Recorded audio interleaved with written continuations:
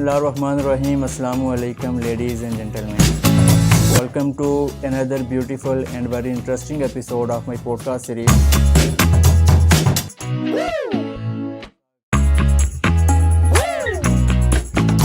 मेरे साथ मौजूद हैं मिस्टर सईद अहमद साहब.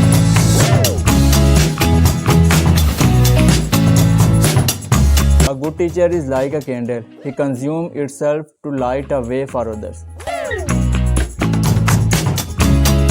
स्कूल बनाने का जो कंसेप्ट था आपका या टीचिंग का आपको शौक था पहले से या कोई बाद में आपका माइंडसेट बना इस तरह का? हाँ, टीचिंग का शौक था. आपकी हॉबीज क्या क्या हैं? फ्री टाइम में आप क्या कुछ करना पसंद करते हैं? हॉबीज खेलना पसंद करता हूँ. हम अपने एक बच्चे को अगर एक इंस्टीट्यूट के हवाले करते हैं, उसका जिस तरह का माइंडसेट बनाया जाएगा फॉर लाइफ टाइम उसके साथ वो चलेगा. Bismillahirrahmanirrahim. Assalamu alaikum, ladies and gentlemen. Welcome to another beautiful and very interesting episode of my podcast series. تو آج کے ایپیسوڈ ہماری کافی انٹرسٹنگ ہونے والی ہے کیونکہ آج جس شخصیت کی جس پرسنالٹی کا انٹرویو کرنے جا رہا ہوں میں، وہ پرسنلی میرے بڑے آئیڈیل ہیں. میں ان کا بڑا مداح ہوں ان کی پرسنالٹی کا، ان کی گفتگو کا. Good teacher is like a candle. He consume itself to light a way for others. تو استاد یہ ایک ایسی شخصیت ہے جو ہمارے معاشرے کو بناتا ہے، ہماری نوجوان نسل کو ایک سیدھے راستے پہ چلاتا ہے. تو آج میرے ساتھ ایک ایسی ہی پراثر شخصیت موجود ہیں جنہوں نے اپنی زندگی کا ایک لمبا عرصہ، اپنے لائف کا ایک بہت اہم حصہ ایک تعلیمی ادارے کو سرو کیا ہے. میرے ساتھ موجود ہیں ازمینو پبلک ہائی اسکول بنجوسا کے پرنسپل، اس کے آنر، اس کے بنانے والے. میرے ساتھ موجود ہیں مسٹر سعید احمد صاحب. سر السلام علیکم، کیسے ہیں سر آپ؟ وعلیکم السلام. الحمدللہ خیریت. ٹھیک. آپ ٹھیک؟ شکر ہے اللہ کا. سر سر بتائیے گا کیسی گزر رہی ہے لائف آپ کی؟ الحمدللہ شکر اللہ. سر کچھ اپنے بیک گراؤنڈ کے بارے میں، آپ نے تعلیم کہاں سے حاصل کی اور کیا کیا مشکلات آئی اس میں؟ تعلیمی سفر پرائمری اسکول سے شروع ہوا اور پھر تفہیم العلوم ہائی اسکول بنجوسا سے میٹرک اور پھر انٹر کالج اور پھر یونیورسٹیز. سر بیسیکلی آپ کشمیر سے ہیں؟ جی الحمدللہ. تو آپ کی جو ابتدائی تعلیم کشمیر کے کسی اسکول سے حاصل ہوئی ہوگی؟ ہاں ابتدائی تعلیم نے کہا نا، پرائمری اسکول ہے ہمارے گاؤں کے ساتھ ہی ایک گاؤں ہے کوٹیڑا، تو وہاں سے حاصل کی. پھر تفہیم العلوم سے ہم نے میٹرک کیا، پھر تھرڈ سے انٹر کالج تھا تب، تو انٹر کیا، پھر ڈگری کالج راولا کوٹ سے گریجویشن کی ہم نے، پھر ایجے کے یونیورسٹی سے ہم نے ماسٹر. اپنا اسکول بنانے کا جو کنسیپٹ تھا آپ کا یا ٹیچنگ کا آپ کو شوق تھا پہلے سے یا کوئی بعد میں آپ کا مائنڈ سیٹ بنا اس طرح کا؟ ہاں ٹیچنگ کا شوق تھا. ٹیچنگ اسٹوڈنٹ لائف سے ہی ٹیچنگ کا شوق تھا. پڑھانا شاید جبلت میں تھا، تو یہ شوق اس فیلڈ میں لے کر آیا. تو کتنا ٹائم ہوا آپ کے اس سیٹ اپ کو؟ ادارے کی بات کر رہے ہیں آپ؟ ادارہ ازمینو پبلک اسکول ہم نے شروع کیا تھا 2007 میں، 7 اپریل 2007. تو آن ورڈ آج تک اسی کے ساتھ وابستہ ہے. تو اس سے پہلے کہیں ٹیچنگ ایکسپیرینس آپ کا رہا؟ اس سے پہلے مختلف اداروں میں پڑھایا ہے، گردنوا کے اداروں میں. تو تشنگی رہی کہ ایک ادارہ اپنا ہو جس میں کام کیا جائے، اور کام اس طرح سے کیا جائے کہ بچے کو تیار کیا جائے. بچہ جو اس قوم کا مستقبل ہے، اس کو تعلیم بھی دی جائے اور کریکٹرائزیشن بھی کی جائے، اس کی تربیت بھی کی جائے. اس کو ایک خوبصورت سا ایک انسان بنا کر معاشرے کو دیا جائے کہ وہ جس شعبے میں بھی جائے تو حقیقی معنوں میں وہ لوگوں کی خدمت کرے. تو یہ سوچ کر کے ہم اس فیلڈ میں آئے، تو الحمدللہ کوشش کر رہے ہیں. دیکھیں ہمارا کافی، میری کل بھی آپ سے بات ہو رہی تھی اس بارے میں کہ ہمارا جو ایجوکیشن سسٹم ہے یونیورسٹیز میں، اس میں ٹیچرز رسپانسبلٹی نہیں لیتے اپنے اوپر کہ بچے کو صرف وہ آتے ہیں ایک لیکچر دیتے ہیں اور چلے جاتے ہیں. یہ آج تو ٹرینڈ بنتا جا رہا ہے، بلکہ بن چکا ہے یونیورسٹیز تک بھی. کہ ٹیچر بس اپنا کام صرف یہ سمجھتا ہے کہ وہ کچھ چیزیں وہاں کلاس میں کھڑا ہو کر تو وہ کلاس کرے گا اور بچوں نے پک کرنی ہے، کر لینی، نہیں کرنی نہیں کرنی، اور وہ چلا جائے گا۔ ٹیچر کا کام محض یہی نہیں ہے، وہ ایک ہمہ جہت شخصیت ہوتی ہے، تو وہ ساری جو جہتیں ہیں اس کی بہرحال ان کو فلفل کرنا ہوتا ہے، تبھی جا کر ایک استاد کچھ حد تک اپنے مقام کو پا سکتا ہے۔ تو اگر ان میں سے آپ کسی ایک پہلو کو بھی چھوڑ دیتے ہیں تو میں سمجھتا ہوں وہ ایک نامکمل استاد ہے، اور جان بوجھ کر چھوڑنا تو اور زیادہ ایک جرم ہے، غلطی ہے بہت بڑی۔ یہ کوتاہی کم از کم استاد سے نہیں ہونی چاہیے۔ استاد ایک معمار ہے، یہ ذہن سازی کرتا ہے۔ ایک جو آرکیٹیکٹ ہے یا کوئی بھی اور کسی چیز، کسی مشین کا بنانے والا ہے یا کسی بھی ویزیبل چیز کا بنانے والا ہے، تو وہ تو کام مشکل ہے، لیکن ایسا مشکل نہیں ہے کہ آپ ایک ایسی چیز تیار کرتے ہیں جو غیر مرئی دکھائی نہیں دیتی، تو آپ ایک ذہن بناتے ہیں، کوئی چیز ایک غیر مرئی سی چیز کسی کے ذہن میں انڈیلتے ہیں، ڈالتے ہیں، پھر وہ اس کے کریکٹر کا پارٹ اینڈ پارسل بنتی ہے۔ ایسے ہی تو ایک ایسی کاریگری جو دکھائی نہیں دیتی، واقعتاً مشکل کام ہے۔ اس لیے یہ اتنا عظیم کام ہے کہ نبی صلی اللہ علیہ وآلہ وسلم نے بھی یہ کہا ہے، مجھے معلم بنا کر بھیجا، تو آپ صلی اللہ علیہ وآلہ وسلم نے پسند فرمایا معلم ہونا، یعنی آپ صلی اللہ علیہ وسلم نے حضرت علی کرم اللہ وجہہ سے فرمایا کہ علی کر رہے ہیں کہ دو ہی کام ہیں دنیا میں، یا سیکھو یا سکھاؤ۔ تو میں یہ نہیں کہتا کہ میں سکھا رہا ہوں، میں سیکھ رہا ہوں خود، تو سیکھنے کے ساتھ سکھانے کا عمل بھی ہے، کوشش ہے کہ یہ دونوں کام ہوتے ہیں۔ ایگری کرتا ہوں آپ کی اس بات سے۔ اب ہم اپنے ایک بچے کو اگر ایک انسٹیٹیوٹ کے حوالے کرتے ہیں، اب اگر اس کا جس طرح کا مائنڈ سیٹ بنایا جائے گا، اب فار لائف ٹائم اس کے ساتھ وہ چلے گا، اور اس سے یہ نہیں ہو سکتا کہ صرف اس بچے کی لائف پہ اثر پڑے گا، اب اس کے ساتھ جو اٹھتے بیٹھتے ہوں گے اس کی ذہنیت سے وہ بھی متاثر ہو سکتے ہیں، تو یہ میرے خیال سے بہت بڑی ذمہ داری ہوتی ہے استاد پہ۔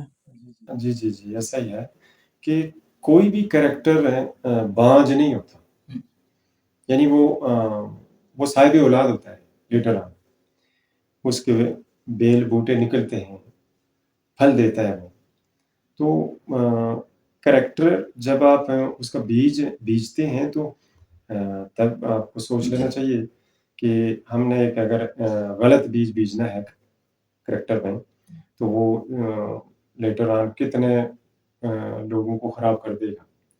استاد جو ہے تو وہ بیج بیجتا ہے کریکٹر کا، ایک اچھے کریکٹر کا، تربیت کا بیج بیجتا ہے، اور وہ اس کی روزانہ آبیاری کرتا ہے، اس کو دیکھتا ہے، ایک مالی کی طرح دیکھتا ہے، رابطہ کرتا ہے، وہ دیکھتا ہے کہ اس کو کہیں سرد ہوائیں اس کو خراب نہ کر دے جب وہ نکلتا ہے، جیسے کسان دیکھتا ہے کہ اس کو ٹھنڈی یا گرم ہوائیں اس کے پودے کو، اس کی فصل کو خراب نہ کر دیں، اس کو کب پانی دینا ہے، کب اس کے لیے دھوپ ضروری ہے، کب اس کی گوڈی کرنی ہے، پراس اینڈ کونز اس کا جو کرنا ہے کب کرنا ہے، وہ خوب جانتا ہے۔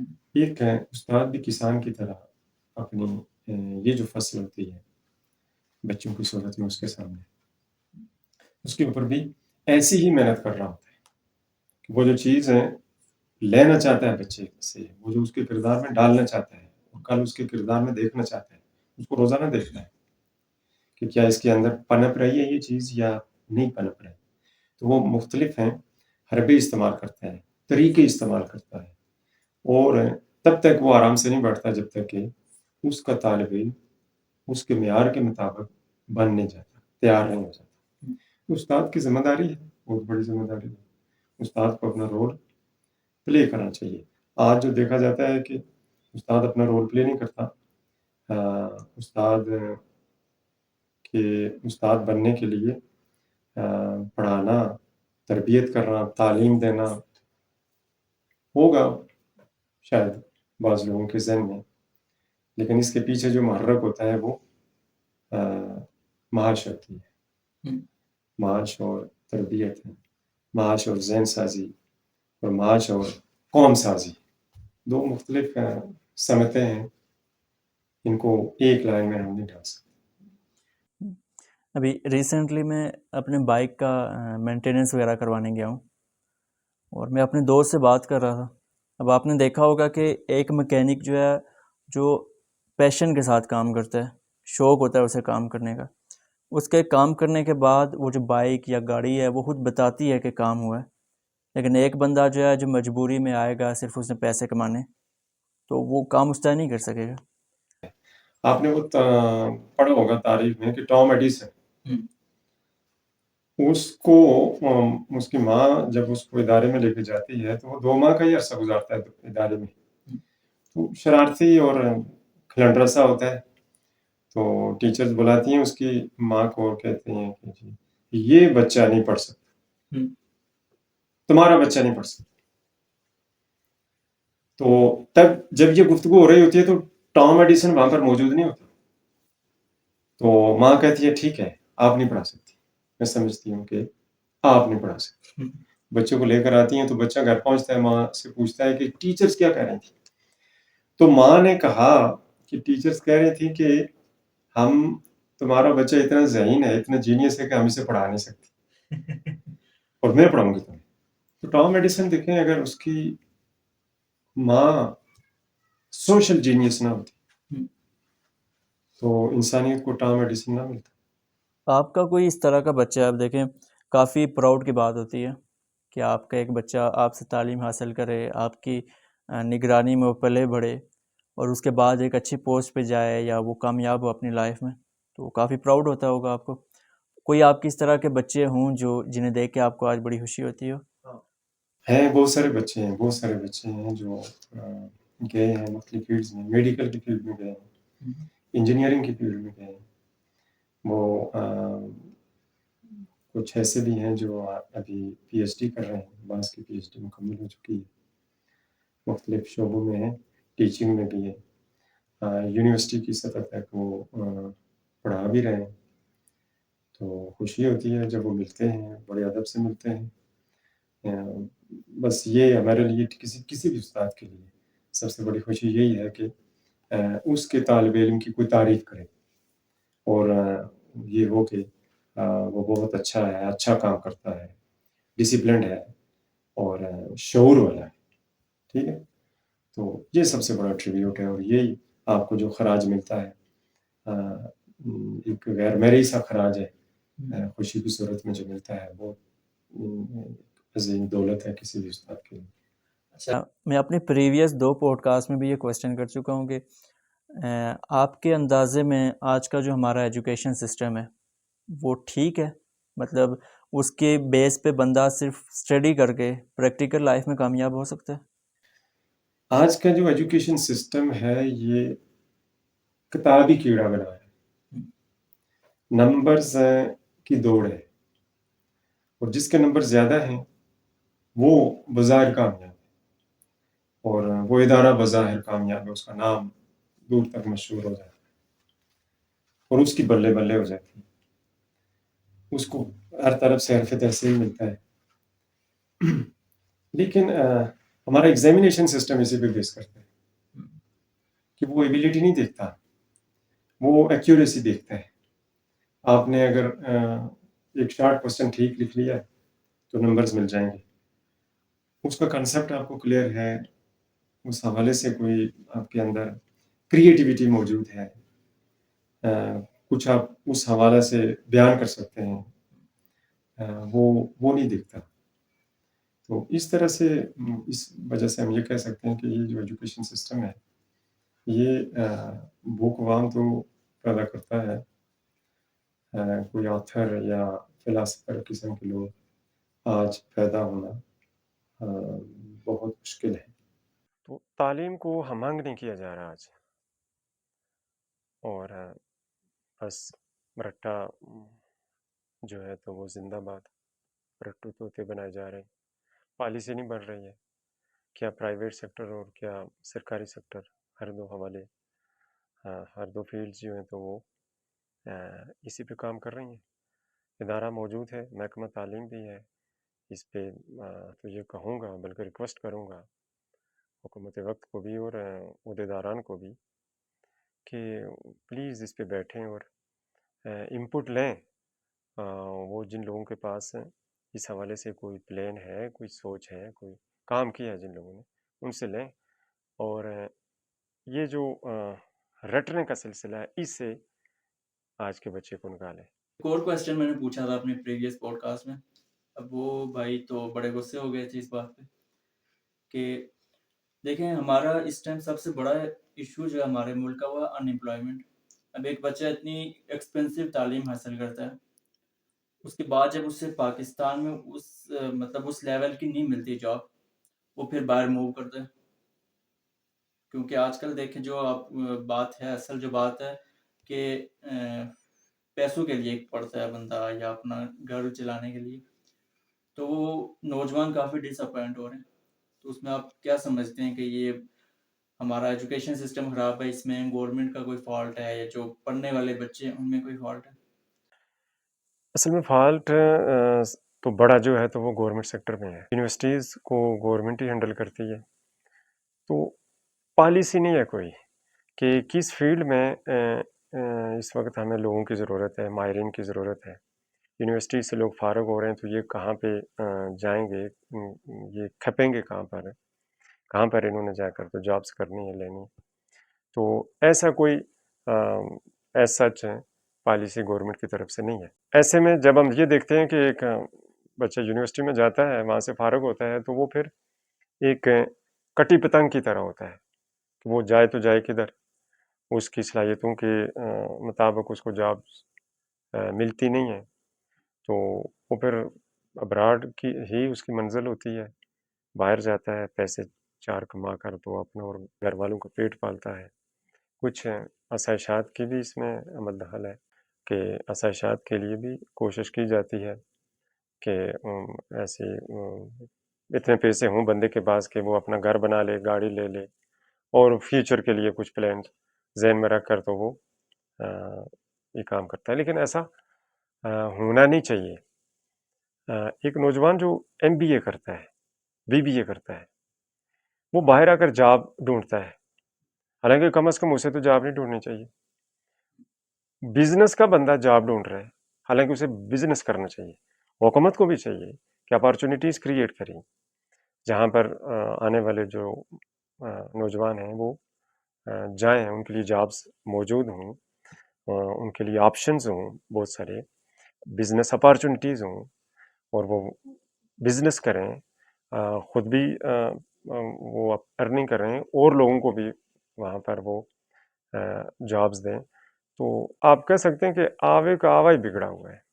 یعنی ادارے بھی اس حوالے سے کوئی پلاننگ نہیں کر رہے ہیں، اور یونیورسٹیز نے کیا کرنا ہے، بس فارغ کرنا ہے لوگوں کو، ڈگریز دے کر تو فارغ کرنا ہے، اور وہ بیچارے مارے پھرتے ہیں. سر آپ نے سنا ہوگا ریسنٹلی پاکستان میں فائبر بین ہوئے. اب اس کی سب سے بڑی ریزن یہ ہے کہ جو حکومت کی طرف سے فائر وال لگا رہے تھے.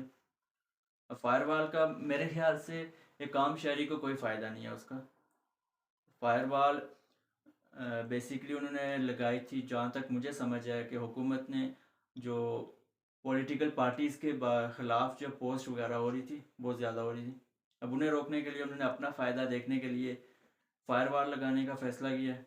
اب 1-2 ماہ کے لیے جب انٹرنیٹ کلوز ہوا ہے تو باہر کی کمپنیز کی طرف سے پاکستان میں فائبر بین ہو گیا. اب پاکستانی گورنمنٹ خود کوئی انتظامات نہیں کر رہی، کوئی اپارچونیٹیز نہیں دے رہی نوجوان کو جابس کی یا اس کی. اب ایک جو نوجوان خود محنت کر رہا ہے، ایک موبائل لے رہا ہے، انٹرنیٹ لگوا رہا ہے اور آن لائن ارننگ کر رہا ہے تھرو فائبر اور باقی بھی جو online earning platforms ہیں.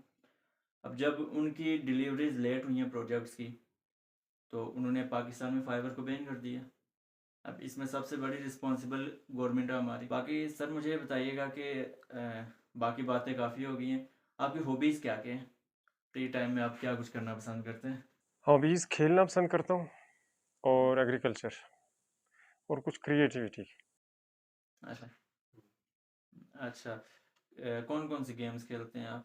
گیمز کرکٹ، والی بال اور بیڈمنٹن بھی،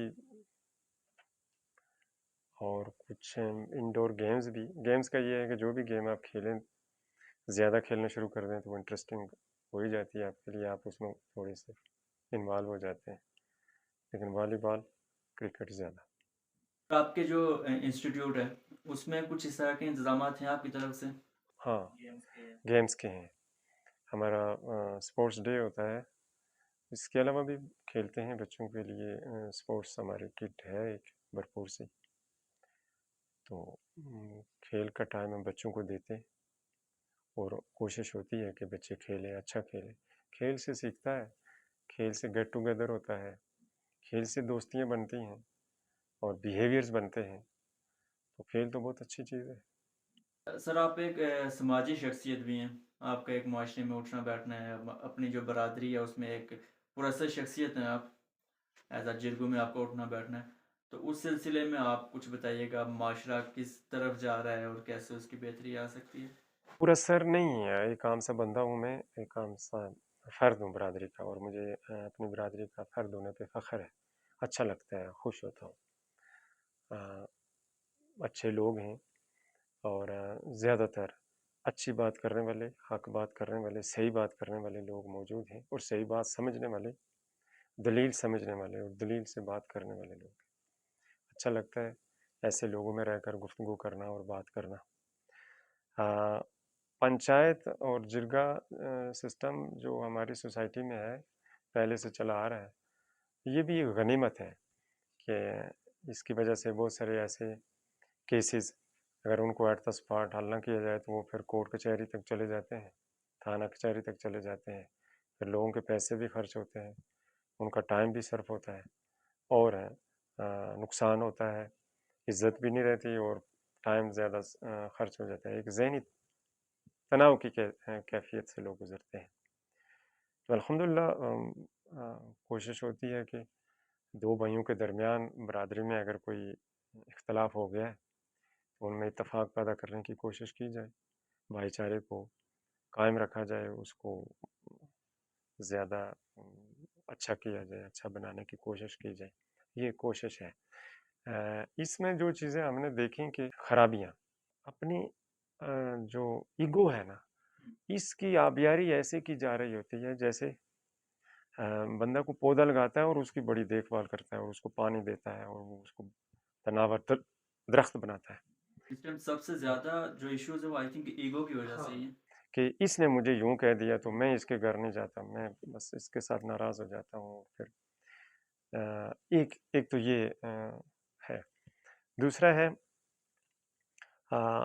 ہماری تربیت نہیں ہوئی جو پہلے لوگ گزر چکے یا جو ہیں، ایک بعض تو مخصوص ماحول میں رہتے ہیں، اس ماحول کا اثر ہوتا ہے، رنگ چڑھ جاتا ہے ان کے اوپر، تو وہ جو لینگویج بن جاتی ہے وہ بڑی ہرٹنگ قسم کی ہوتی ہے، اور اس کی وجہ سے دوسروں کی ایگوز متاثر ہوتی ہیں۔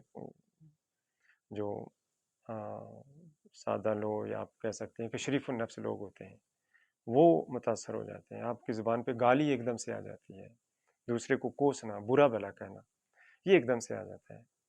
حالانکہ اختلاف کریں آپ، اور مہذب معاشروں میں بھی اختلاف ہوتا ہے، اختلاف ہے، اختلاف سے انکار نہیں ہے، لیکن تضحیق جو اختلاف کے اس روشنی میں کی جاتی ہے نا، اختلاف کے ساتھ تضحیق کی جاتی ہے، وہ نہیں ہونی چاہیے، اس سے پھر معاشرے میں رفٹ پیدا ہوتی ہے۔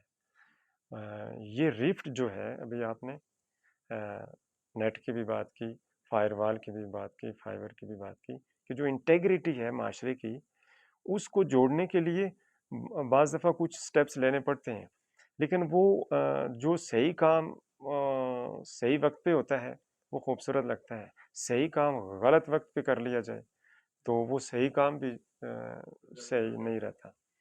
اس لیے معاشرے میں اس معاشرے کو جوڑنے کے لیے بہرحال آج کے نوجوان کو رول پلے کرنا چاہیے، آج کی خواتین کو رول پلے کرنا چاہیے، آج کی ماں کو رول پلے کرنا چاہیے، خاص کر جو گھر میں عورت ہے وہ گھر میں اور کچھ کام نہیں کرتی، گھر کے جو کام ہوتے ہیں ان کے علاوہ اس کا کوئی ایکسٹرنل کام نہیں ہوتے اس کے ذمہ. تو اگر یہ عورت یہ ذمہ لے لے کہ ہم نے اپنے بھائی کو ٹھیک کرنا ہے، اس کا کردار ٹھیک بنانا ہے. اگر وہ بیوی ہے تو میں نے اپنے خاوند کا کردار ٹھیک بنانا ہے. اگر وہ بیٹی ہے تو میں نے اپنے باپ کا محاسبہ کرنا ہے بڑے اچھے انداز میں، خوبصورت انداز میں. بہن ہے تو وہ بھائی کو ٹھیک کرے، ماں ہے تو وہ اپنے بیٹے کو ٹھیک کرے. تو اس طرح سے یہ جو 4 رشتے ہیں یہ ہر گھر میں کسی نہ کسی صورت موجود رہتے ہیں. یہ اگر رول پلے کرنا شروع کر دیں اور پھر معاف کرنا ہمارے اندر آ جائے، عفو و درگزر، جو کہ کتنا ہی اسلام کا ایک بہت خوبصورت پہلو ہے، یہ ہم میں نہیں ہے. اور بہت سارے پہلو ہیں جو تو اب تو ہم میں ہے ہی نہیں. یہ آ جائے کہ اچھا اس نے میرے ساتھ تہذیب آمیز رویہ رکھا، میں اس کے ساتھ نہیں رکھتا، چونکہ میں سمجھتا ہوں کہ تہذیب آمیز رویہ غلط ہے، یہ انسان کو زیب نہیں دیتا، تو میں اس کے ساتھ نہیں رکھتا. ایسا ہوتا نہیں ہے. بہت کم کیسز میں دیکھا ہے کہ ایسا ہوتا ہے، لیکن زیادہ تر کیسز میں یہ ہے کہ ایک نے گالی دی، تہذیب آمیز رویہ رکھا، دوسرے نے بھی گالی دی، تہذیب آمیز رویہ رکھا. یعنی وہ بیلنس کرتے ہیں. کوئی بھی یہ نہیں شو کرتا کہ میں تم اس سے زیادہ باشعور ہوں. وہ ایک میں نے پوسٹ بھی کی تھی راحت اندوزی کی، عطا اللہ قاسمی کے کالم سے، کہ کسی مشاعرے میں راحت اندوزی کو کسی نے کہا جائے کہ اس کو گالیاں دے دی، تو راحت اندوزی صاحب نے کہا جی کہ نوجوان، مجھے جس مقام پہ میں ہوں اس تک پہنچنے میں مجھے 42 سال لگے، اور تمہارے مقام تک پہنچنے میں مجھے صرف 1 منٹ لگے گا، لیکن وہ میرے 42 سال ضائع ہو جائیں گے. تو یہ کوئی عقل کی بات نہیں ہے کہ بندہ اپنا مقام چھوڑ کر تو وہ لیول سے نیچے آ کر تو گفتگو کرے. معاف کر دینا چاہیے، معاف کرنا بڑی بات ہے، معاف کرنے والا بہادر ہے. ہماری جو سوسائٹی ہے اس کا، مجھے یہ اس دن بھی میں گھر میں یہ ڈسکس کر رہا تھا یہ بات کہ فار ایگزامپل ایک بندے کے گھر میں شادی کا فنکشن ہے، اس بندے کے مائنڈ میں اور بہت ساری ٹینشنز ہوں گی، یہ فنکشن کیسے ہوگا، مہمانوں کی، یہ کافی ایشوز ہوتے ہیں. وہ اب ہمارا فرض بنتا ہے کہ ہم اس بندے کے پاس جائیں، اس سے پوچھیں کہ بھئی ہماری کوئی ہیلپ چاہیے ہو آپ کو تو بتائیں. اب ہم کیا کرتے ہیں، ہم اپنے مسئلے لے کے اٹھ جاتے ہیں اس میں کہ بھئی میں ناراض ہوں میں آپ کی شادی میں نہیں آؤں گا. آپ اپنے مسئلے چھوڑیں، پہلے میرے پاس آئیں اور آ کے مجھے آپ راضی کریں اور مجھے ساتھ لے کے جائیں. تو آئی تھنک یہ بھی ایک ایگو ہی ہے. اگر سب سے پہلے ہم اپنے دیکھیں کہ ہم کتنا اچھا کرتے ہیں دوسروں کے ساتھ، اور جا کے برائی کا جو بدلہ ہم اچھائی میں دیں، تو ہماری معاشرے کے کافی مسائل حل ہو سکتے ہیں، بھائی چارہ بڑھ سکتا ہے اس میں. ایگو چھوڑ دیں، ہم ہمدردی کا جذبہ پیدا کر دیں اپنے اندر، ہمدردی کو پریکٹس کریں. ٹھیک ہے، یہ شخص اس وقت مصروف ہے، کسی مصیبت میں ہے، مشکل میں ہے، اسے ضرورت ہے، اسے میری ہمدردی کی ضرورت ہے، اسے میرے ساتھ کی ضرورت ہے، اسے کچھ پیسوں کی ضرورت ہے. میں وہ مینیج کر سکتا ہوں، ہمدردی کر سکتا ہوں، اس کے ساتھ کھڑا ہو سکتا ہوں، اس کو کام کر سکتا ہوں، ہیلپ کر سکتا ہوں. تو کیا ہی کہنا. ٹھیک، لیکن ایسا اس کے لیے ضروری ہے کہ تربیت کی جائے، ایسا کریکٹر معاشرے کو دیا جائے جو اس طرح کی پریکٹس کرے، ایسا کریکٹر دیا جائے.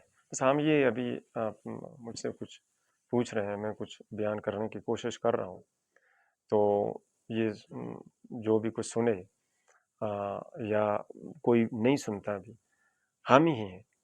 تو ہم اگر یہ بات کرتے ہیں تو ہمیں چاہیے کہ ہم اس کو پریکٹس کریں.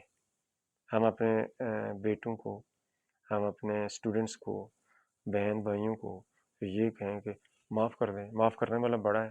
ہم بڑا پن، بظاہر بڑا پن رکھنے کی کوشش کرتے ہیں، لیکن جو حقیقی معنوں میں اصول بتائے گئے ہیں بڑا پن کے، ان کو اپناتے ہوئے ہمیں نہ جانے کیوں خارش ہوتی ہے.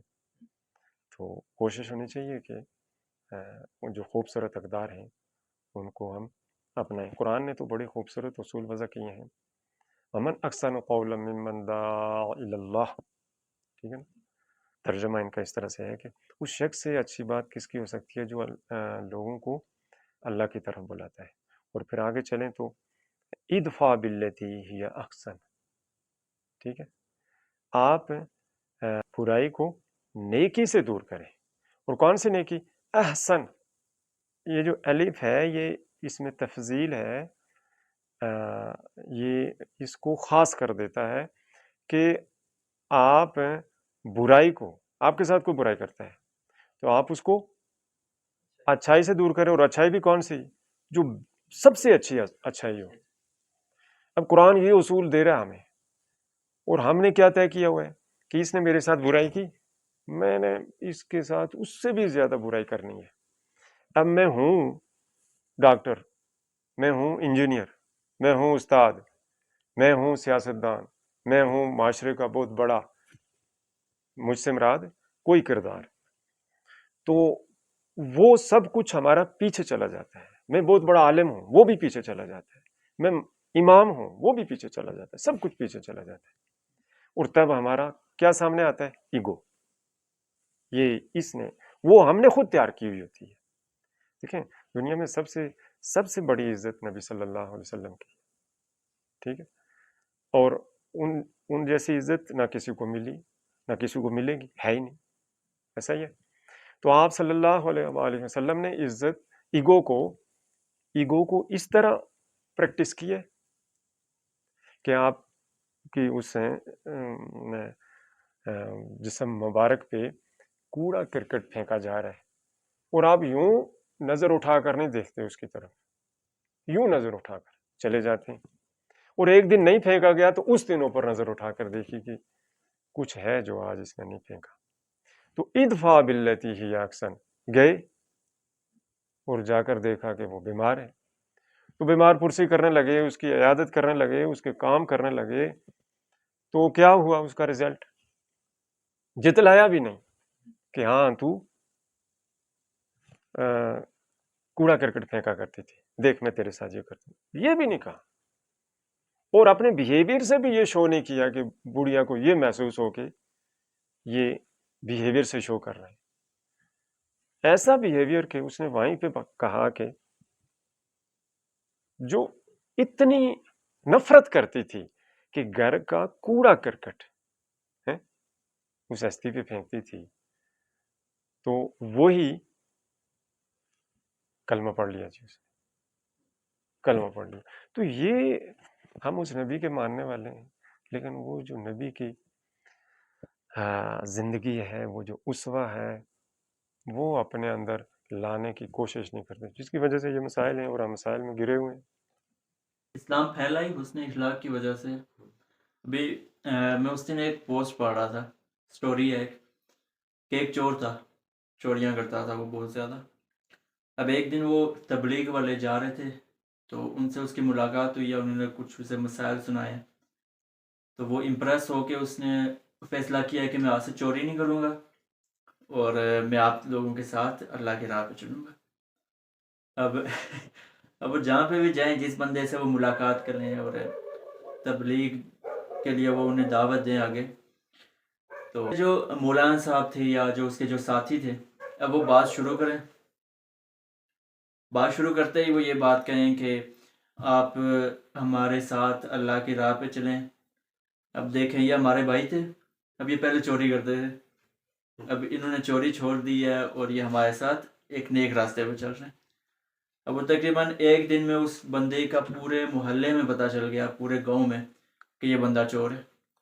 اب وہ ان سے الگ ہو گیا اور اس نے اللہ سے بولا ہے کہ یا اللہ، جب میرا راز تمہارے پاس تھا تو تمہیں باعزت طریقے سے جی رہا تھا، جب سے ہی تمہارے بندوں کے پاس گیا ہے میرا راز، پورے گاؤں میں میرا پتہ چل گیا ہے کہ میں چوری کرتا تھا. تو آج کل یہ بھی کافی لوگ اگر وہ ایک اپنی برائی چھوڑ کے اچھے راستے پہ آنے کی کوشش اس لیے بھی نہیں کرتے کہ ہمارا معاشرہ ایسا ہے کہ انہیں اچھا بننے ہی نہیں دیتا، وہ ان کا ماضی ایسے یاد کرواتا ہے کہ وہ پھر اسی راہ پہ چل دیتے ہیں. ایسا ہی ہے، کوئی اچھا نہیں بن سکتا.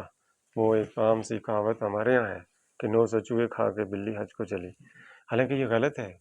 اب 900 نہیں، 9000 غلطیاں کر کے، 9 لاکھ 9 کروڑ یعنی ساری زندگی غلطیاں کر کے ایک شخص اگر رجوع کرتا ہے تو اللہ اس کی توبہ کو قبول کرتا ہے، اگر وہ دل سے توبہ کرتا ہے، صحیح معنوں میں کرتا ہے. لیکن ہم اس کے ماضی کی وجہ سے اس کو پہچان رہے ہوتے ہیں، اور بار بار اس کا ماضی اس کے ساتھ جو ہے تو چسپاں کر رہے ہوتے ہیں. ایسا ہونا نہیں چاہیے. دوسرے کا عیب آپ کے پاس ہے تو اس کو چھپائیں. اللہ ستار العیوب ہے. وہ کل قیامت کے دن آپ کے عیب چھپائے گا. جب ضرورت ہوگی عیب چھپانے کی کہ آج میرا عیب کوئی نہ دیکھے، جب ضرورت ہوگی تو وہ تب آپ کا عیب چھپائے گا. آج ہم کیا کرتے ہیں کہ جب بیٹھتے ہیں گپ شپ ہوتی ہے، دوسروں کے عیب کو ریدنے کی کوشش کرتے ہیں. اس میں جو کچھ ہوتا ہے وہ بھی بتاتے ہیں، جو کچھ نہیں ہوتا وہ بھی بتاتے ہیں، مثالہ لگا کر بتاتے ہیں. اگر اس کا ہمیں پتہ چل جائے کہ اس عیب چھپانے کی اللہ کے یہاں کتنا بڑا اجر ہے. میں نے پڑھا ہے، حدیث کی کتابوں میں ہے. کمی بیشی اللہ تعالیٰ معاف فرمائے کہ جو شخص کسی کا عیب چھپاتا ہے، 7 لوگ ہیں جو اللہ تعالیٰ کے عرش کے سائے کے نیچے ہوں گے قیامت کے دن. اللہ تعالیٰ کے عرش کے سائے کے نیچے ہوں گے قیامت کے دن. ان میں سے ایک وہ شخص ہوگا جو دوسرے کا عیب چھپائے گا. لیکن آج ہم عیب نہیں چھپاتے، عیب کو عیاں کرتے ہیں. کوشش یہ ہوتی ہے کہ اس کو عیاں کریں. بہت ہی غلط بات ہے، اس سے اجتناب کرنا چاہیے. کہتے ہیں فرمایا گیا ہے کہ جو کسی بندے کا عیب یا اس کا گناہ کسی کے آگے ظاہر کرتا ہے تو وہ بندہ اگر 7 کمروں میں 7 پردوں کے پیچھے بھی بیٹھا ہوگا، اللہ اسے وہاں جا کے سب کے سامنے رسوا کرے گا. کافی بڑی اس کا ہے. کسی کا راز اگر ہمیں پتہ بھی ہو تو سب سے بڑی ذمہ داری ہوتی ہے یہ. خوبصورت اقدار ہیں، معاشرے کو جوڑنے کے حوالے سے خوبصورت اقدار ہیں. یہ جو زنا ہے نا، اس کے گواہ 4 رکھے گئے ہیں. عام گواہ 2 ہیں، اس کے 4 ہیں. اور وہ گواہی کبھی کورٹ کچہری میں اس طرح کا کوئی کیس چلے تو آپ دیکھیں کہ وہ اتنی سخت قسم کی گواہی ہے. اب یہ ایسی کیوں ہے؟ صرف اس لیے ہے کہ معاشرے میں وہ غلط باتیں عام نہ ہوں، اور ہر اس شخص کو جو غلطی کرتا ہے اس کو توبہ کا موقع ملے، وہ اس کو ندامت کا موقع ملے، وہ توبہ کرے. اور توبہ سے اللہ تعالیٰ معاف کرتا ہے. جو سچے دل سے توبہ کرتا ہے اللہ کا وعدہ ہے کہ وہ اسے معاف کرتا ہے. اللہ صرف شرک کرنے والے کو معاف نہیں کرے گا، ٹھیک ہے نا، جس نے شرک کیا. باقی جو گناہ کرتا ہے ہاں اس کو مہلت ملتی ہے، اسے توبہ کرنی چاہیے، ہم سب کو کرنی چاہیے. اللہ تعالیٰ توبہ کی توفیق عطا فرمائے اور وہ توبہ جو قبول ہو. لیکن ہم یہ نہیں کہتے کہ آپ اس کے پاس جا کر کے آپ تنہائی میں کہ آپ کے اندر یہ برائی ہے، آپ اس کو ٹھیک کر سکتے ہیں، ٹھیک ہے نا. اس کے بے خواہ بن جائے، حقیقی معنوں میں ہمدرد بن جائے. کامیابی اصل یہ ہے کہ وہ اللہ کے ہاں کامیاب ہو جائے، اللہ کے امتحان میں کامیاب ہو جائے. آج آپ چھپ سکتے ہیں، کل نہیں چھپ سکیں گے. تو یہ بہتر ہے بجائے اس کے کہ ہم اس کا اشتہار لگا دیں. کسی پولیٹیکل پارٹی کے ساتھ آپ کا تعلق ہے؟ ہاں، میں پولیٹیکل پارٹی سے میرا تعلق ہے، جماعت اسلامی سے میرا تعلق ہے. اور میں سمجھتا ہوں کہ یہ جو دین ہے یہ دین آیا ہی غالب ہونے کے لیے ہے. اور دین نظام کا نام ہے، دین ایک کوڈ کا نام ہے، ضابطے کا نام ہے. یہ محض ریچولز کا نام نہیں ہے. جب یہ دین ہماری عملی زندگی میں تھا، یعنی ہمارے ایوانوں میں تھا، تو تب مسلمان پوری دنیا میں پوری دنیا کا امام بھی تھا اور عزت سے زندگی بسر کرتا تھا. جب سے ہم نے اس دین کو طاق میں رکھ لیا ہے تب سے ہم پوری دنیا میں ذلیل و خوار ہو رہے ہیں. اب میں نے جماعت اسلامی کو جوائن اس لیے کیا ہے کہ جماعت اسلامی دین کی بات کرتی ہے اور دین کے عملی نفاذ کی بات کرتی ہے.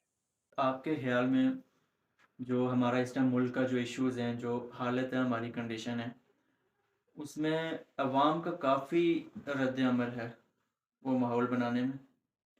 کیونکہ میں نے اپنی پریویس پوڈ کاسٹ میں جو ذکر کیا تھا، ایک سٹوری سنائی تھی، وہ آپ کے یہ الفاظ سے آپ نے میری کلاس میں ایک دفعہ یہ سٹوری سنائی تھی، 4th یا 5th کلاس میں تھا میں، کہ جو بادشاہ تھا اسے بڑا شکوہ ہوتا تھا کہ میری رعایا مجھ سے کوئی شکوہ نہیں کرتی. شاید یاد ہو آپ کو. تو آج کل ہمارا بھی یہی حال ہے. بے شک ہمارے سر پہ لا کے وہ جو ہے نا بندوقیں تان کے کھڑے ہو جائیں ہم آگے کوئی شکوہ نہیں کرتے. اور یہ ریسنٹلی کشمیر میں جو احتجاج وغیرہ ہوئے ہیں تو اس طرح اگر باقی بھی لوگ اٹھیں تو ان کے جو مطالبات ہیں وہ مانے جا سکتے ہیں. ہاں تھوڑا سا تبدیلی کے ساتھ اگر اس کو یوں بیان کر لیا جائے کہ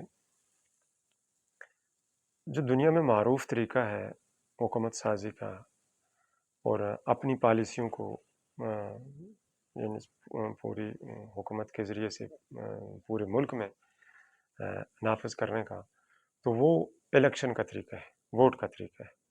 ووٹ ایک پرامن ایسی پرامن جد و جہد ہے جس کے ذریعے سے آپ جسے بھی چاہیں اسمبلی میں بھیج سکتے ہیں اور پھر اس کے ذریعے سے پالیسیاں مرتب کر سکتے ہیں اور وہ نافذ کر سکتے ہیں. اب ہمارے یہاں کچھ گنگا الٹی بہہ رہی ہے. ہم ووٹ کسی اور کو دے رہے ہوتے ہیں اور باتیں کسی اور کی کر رہے ہوتے ہیں. ہمارا ووٹ میں امام کوئی اور ہوتا ہے اور ہمارا جو حقیقی معنوں میں ہم جسے پسند کر رہے ہوتے ہیں وہ کوئی اور ہوتا ہے. اب یہ تضاد جب تک ہمارے معاشرے میں رہے گا تب تک ہمارے معاشرے میں امن قائم نہیں ہوگا. اس کے لیے ضروری ہے کہ جب بھی آپ تبدیلی کی بات کریں، جب بھی آپ حقوق کی یا فرائض کی بات کریں، تو بہترین طریقہ یہی ہے کہ جب 5 سال کے بعد الیکشن ہوتے ہیں تو آپ ایسے لوگوں کو منتخب کریں جو حکومت میں بیٹھیں اور آپ کے مسائل حل کریں. اور وہیں سے مسائل حل ہوتے ہیں. یعنی مسائل یہاں کے لوگ حل نہیں کرتے. آٹا سستا ہوا ہے تو اداروں نے کی ہے، انتظامیہ نے کی ہے، لوگوں نے نہیں کیا. تو انتظامیہ کو جب منتخب کرنے کا ٹائم ہوتا ہے تو اس وقت کیوں گھی پی کے بندہ سو جائے، یا اس وقت عقل کو ادار پہ کیوں دے دے، اس وقت اپنی سوچ کے گھوڑوں کو دوڑائے کیوں نہ، وہ اس وقت خواب غفلت میں کیوں سو جائے.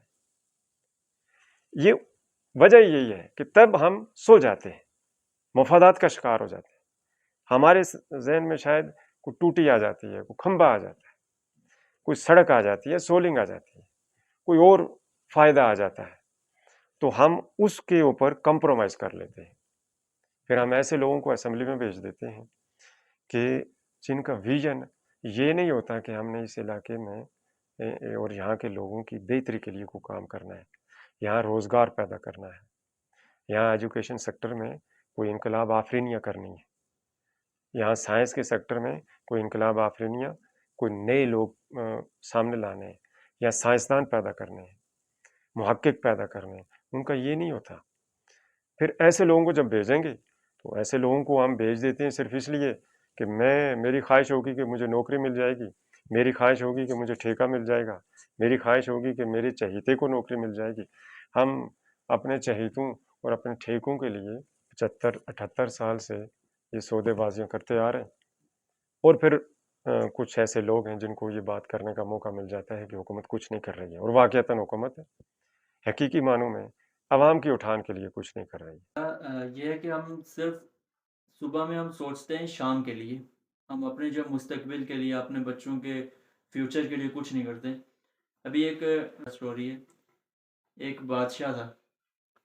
اب اس جو مطلب وہ جو قصبہ تھا یا جو شہر تھا یا ملک تھا، اس میں جس بادشاہ کو منتخب کیا جاتا تھا اسے اس کی دور حکومت کے بعد اسے ایک ویرانے میں پھینک دیا جاتا تھا.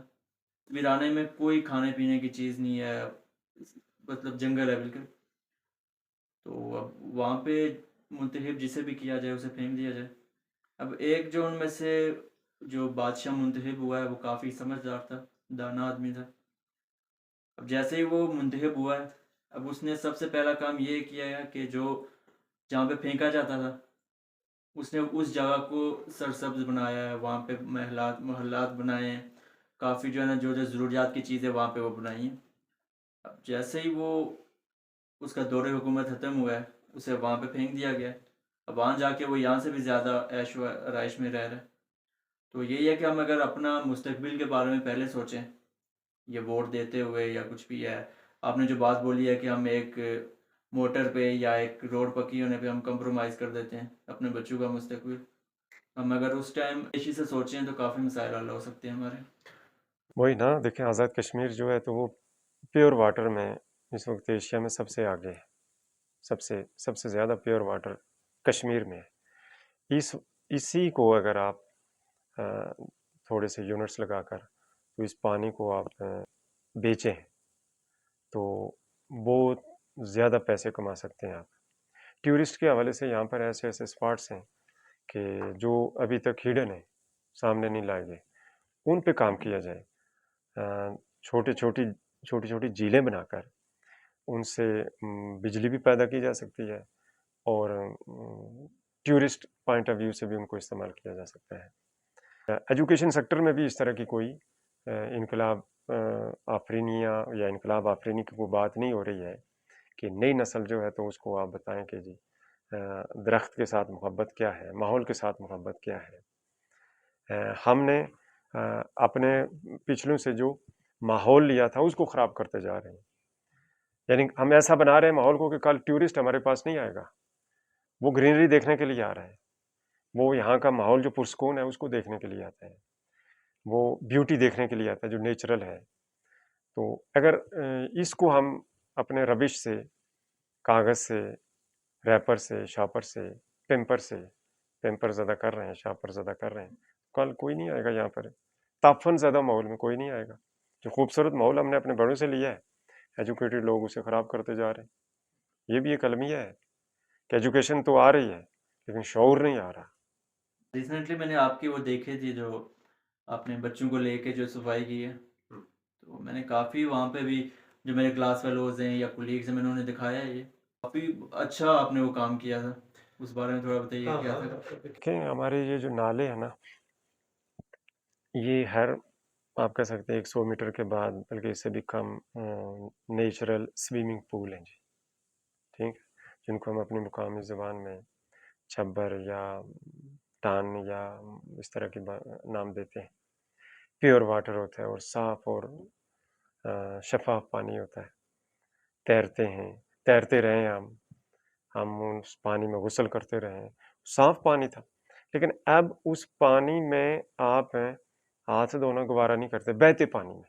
کیوں کہ آپ جب بیٹھیں گے ہاتھ دھونے کے لیے تو وہیں ساتھ پیمپر پڑا ہوگا، کسی پتھر میں پھنسا ہوگا، کسی کا جوتا پڑا ہوگا، کپڑے پڑے ہوں گے. یعنی وہ جو ہمارے گھر کی گندگی ہے وہ ہم یہ فرض سمجھتے ہیں نالے میں پھینکنا، بہتے پانی میں پھینکنا. پانی کو صاف رکھنے کا حکم دیا گیا ہے کہ پانی کو صاف رکھیں کیونکہ پانی ہمیں صاف کرتا ہے. پانی زندگی ہے، پانی زندگی ہے. وہ ہے کہ ہم زندگی کو خراب کر رہے ہیں، زندگی کو امپیور کر رہے ہیں. شعور ہے، ہر گھر میں ایجوکیشن ہے. اور ضلع پونچھ ایجوکیشن کے اعتبار سے ایک وہ ایئر میں نہیں، میرے ذہن میں نہیں ہے کہ اسلام آباد سے بھی آگے تھا. ٹھیک کہ ایجوکیشن ریشو میں اسلام آباد سے بھی یہ آگے تھا. اب یہاں کی کیفیت یہ ہے کہ آپ ہمارے نالے دیکھ لیں، چھوٹے چھوٹے جو نالے ہیں، کسیاں جن کو ہم کہتے ہیں، وہاں وہ ایجوکیٹڈ، وہ ماسٹر ڈگری ہولڈر، وہ پی ایچ ڈی، وہ ایم فل، وہ ٹیچر، وہ پروفیسر، وہ دکاندار، وہ سیاسی لیڈر اٹھائے گا کچرا، ٹھیک، اس کے گھر سے کوئی اٹھائے گا اور نالے میں پھینک کر تو خوش و خرم گھر آ جائے گا جی. اب یہ اتنا بڑا المیہ ہے کہ جسے دیکھ کے دل خون کے آنسو ہوتا ہے. حقیقی معنوں میں شدید دکھ ہوتا ہے. اس کے لیے ہم نے کوشش کی ہے. یہاں ہمارے اپنے گھر کے پاس جو چھوٹا سا نالا ہے اس کو صاف کرنے کی کوشش کی اور الحمدللہ صاف کیا. لوگوں سے بھی اپیل کی ہم نے کہ پلیز آپ جو اپنی گندگی ہے اس کو ڈسپوز آف کریں پراپر طریقے سے، لیکن نالے میں نہ پھینکیں، بہتے پانی کے ساتھ اس کو نہ پھینکیں. تو کچھ حد تک اس پہ تعاون کر رہے ہیں لوگ، اور لوگوں کو بھی اس سے تحریک ہوئی ہے. انشاءاللہ اس کے ہم اور بھی موو کریں گے پورے گاؤں میں اور پھر گاؤں سے باہر بھی. ایک دو اور لوگوں نے بھی کہا کہ ہم نے بھی کیا ہے. تو میں تو یہ کہتا ہوں کہ ہر بندے کو یہ کرنا چاہیے، ہر بندے کو یہ کرنا چاہیے. ایسے اب ہم کیا کرتے ہیں کہ ایک بندہ اگر تھوڑا ہم سے اوپر ہے معاشرے میں، وہ ایک اچھائی کر رہا ہے، ہم اسے اپریشیٹ نہیں کرتے، ہم اسے ٹونٹ کرتے ہیں پہلے. حالانکہ ہمارا یہ مائنڈ سیٹ ہونا چاہیے کہ اگلے بندے نے ایک اچھا کام کیا، میں اس سے بڑھ کے ایک اچھا کام کروں. ہم ایسے نہیں کرتے، ہم اس میں سے کیڑے نکالتے ہیں. یہ ہے کیڑے نکالنے والے کیڑے نکالیں گے، چونکہ ان کا کام کیڑے نکالنا ہے. کیڑے نکالنے والا کیڑے مار نہیں سکتا، کیڑے نکال ہی سکتا ہے. تو کیڑے پیدا کرنے والے بھی جو ہیں تو وہ یہی کام کریں گے. تو اچھا کام کرنے والے لوگوں کو بہرحال ہونا چاہیے.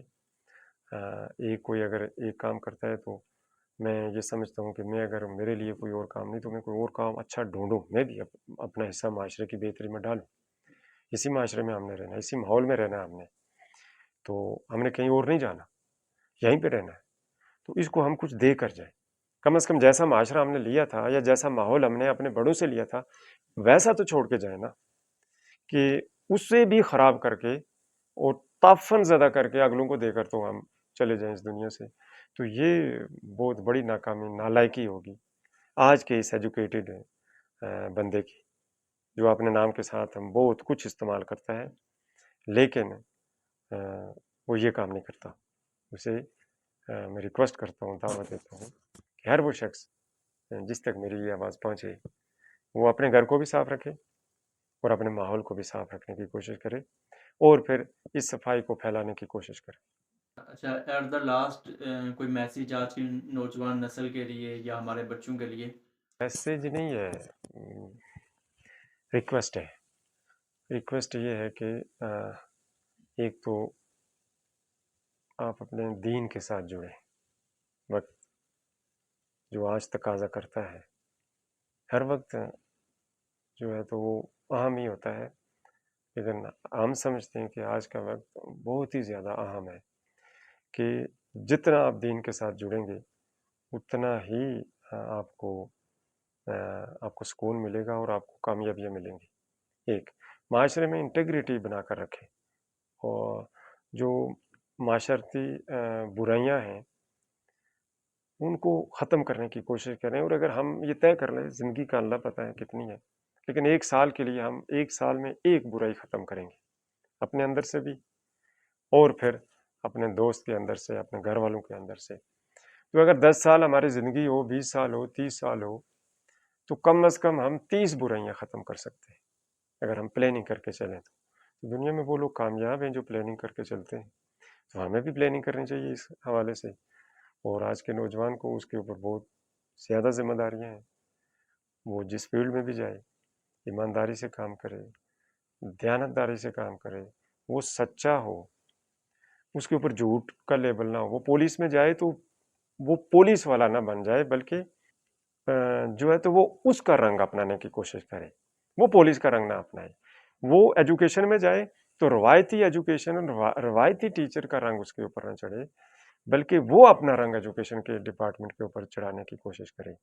وہ اگر کسان بنتا ہے تو روایتی کسان نہ بنے، جدید کسان بنے. تو جو بھی جس سیکٹر میں جائے اس میں ایسے کام کرے کہ جو رہتی دنیا تک لوگ اس کو اچھے لفظوں سے یاد کریں. چلیں، تھینک یو سو مچ سر، آپ کا ٹائم لیا ہم نے. تو امید کرتا ہوں ہمارے دیکھنے والوں کو ہماری باتیں، ہمارے جو گیسٹ آئے تھے ان کی باتوں سے کافی وہ سیکھنے کو ملا ہوگا. تو ملتا ہوں اگلی ایپیسوڈ میں، تب تک کے لیے اپنا خیال رکھیے گا. اللہ حافظ.